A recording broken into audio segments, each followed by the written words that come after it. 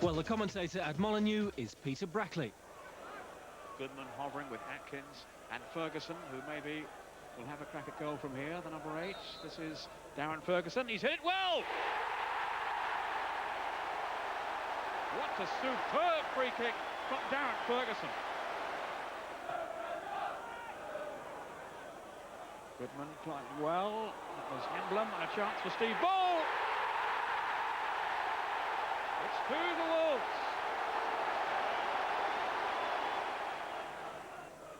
Poor on the near post.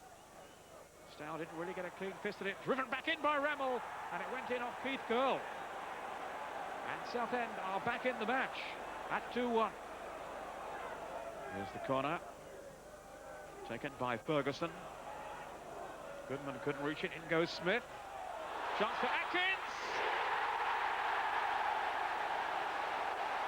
3-1. The 2-goal cushion is restored.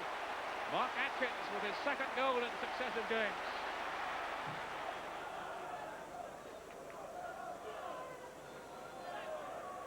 Napper's header straight to Ferguson. Now Jilks. Bull sets off into the middle. And it goes Goodman.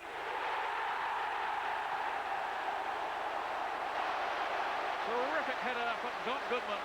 And it's 4-1. Bolton Wanderers' hopes of a double century, 100 points and 100 goals came surprisingly unstuck at Oldham. Jamie Pollock went closest, but Oldham were worth their points. Caretaker manager Neil Warnock will find out this week if he's got the job full-time. Sheffield United are almost certainly in the playoffs. Tranmere Rovers would like to be, but they couldn't hold on in a game that was big on commitments but little else. Lee Jones broke through United's massed red and white wall.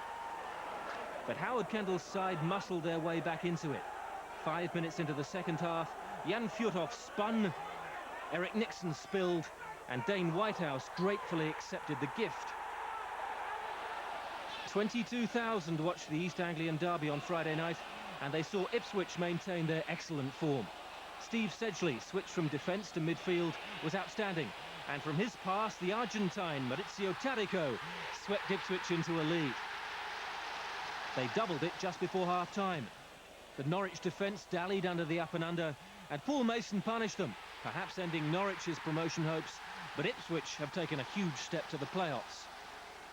Stoke's Lou Macari is to quit as manager next month. Macari is leaving to fight a wrongful dismissal case against Celtic in the autumn.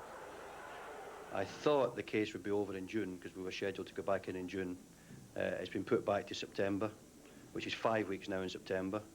And it wouldn't be fair on myself, and it wouldn't be fair on any football club to have to employ me during that time while I'm involved in a 5-week court case in Scotland.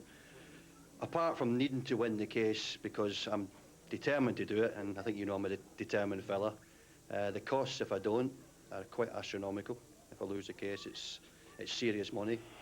Well, 24 hours after Macari's surprise news came the Potteries Derby, the last ever at the Victoria Ground, and it was crucial to Port Vale's playoff chances. Here's Peter Brackley.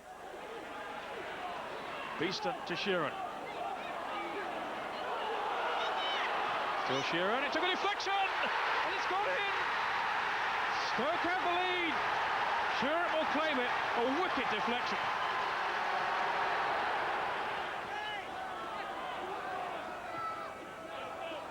Porter. It was clever with that poor clearance. Max Sheeran has swept it in.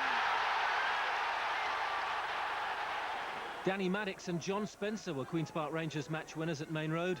Maddox went man for man on Georgie Kinkladze, who barely had a kick. And Manchester City rarely looked like recovering once Spencer had curled in his first goal.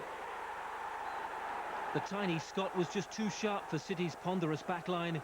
We were a yard slow everywhere, said manager Frank Clark, which was being a bit generous to Alan Kernaghan. Caught out again by Spencer just 4 minutes later.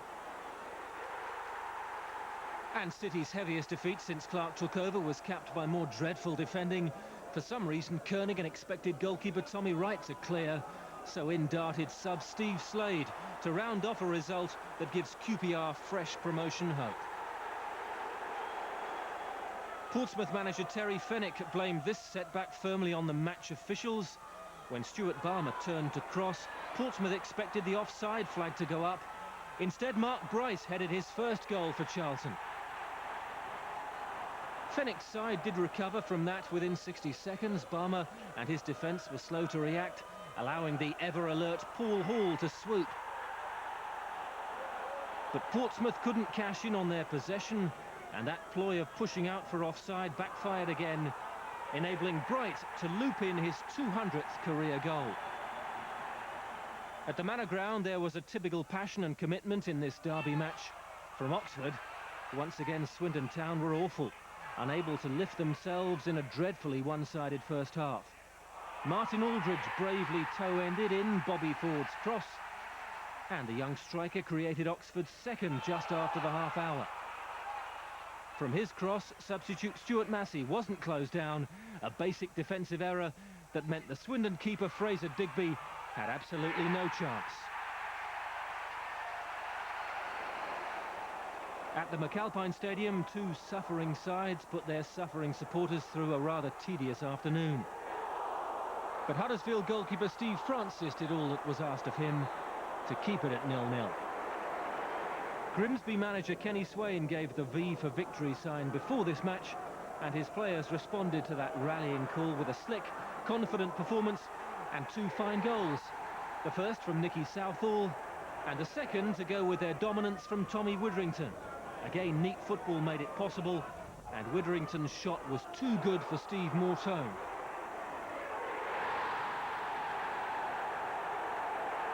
Even better for Grimsby was the news from Bradford, whose home form has been good, but on Saturday they were nervous and unconvincing.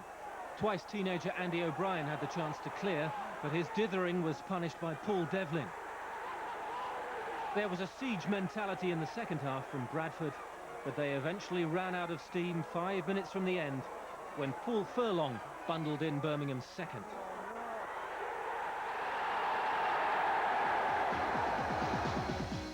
Grimsby move above Bradford then on goals scored. Both sides have 3 games left. Realistically, Oldham and Southend must now win both their remaining games if they're to escape relegation. Despite drawing, Barnsley are still 5 points clear of Wolves, who really have to win their remaining 3 games to have a chance of climbing into second. Ipswich's win over Norwich lifts them into 5th above Port Vale.